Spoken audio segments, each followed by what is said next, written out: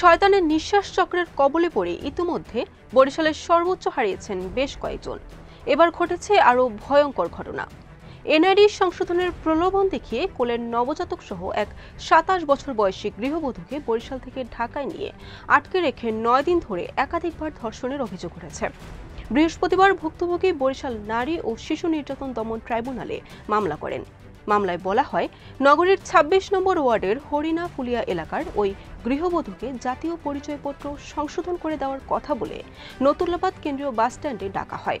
গত ১২ই নভেম্বর ওই গৃহবধূ তার নবজাতক সন্তানকে নিয়ে নতুল্লাবাদ বাসস্ট্যান্ডে গেলে শয়তানের নিঃশ্বাস ছড়িয়ে নবজাতক সহ তাকে ঢাকায় নিয়ে যায় চক্রের সদস্যরা।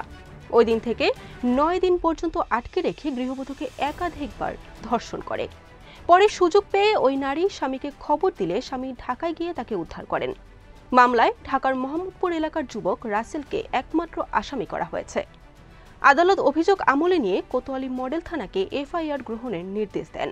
এর আগে বরিশালে একই কৌশলে টাকা স্বর্ণালঙ্কার লুটের বহু ঘটনা ঘটলেও আজও চক্রের একজন সদস্যকেও ধরতে পারেনি পুলিশ। ফলে মানুষের মনে প্রশ্ন, কখন শেষ হবে এই অন্ধকার? বরিশাল জুড়ে তাই এখন ভয়, ক্ষোভ আর অসহায় অপেক্ষা। বরিশাল.নিউজ।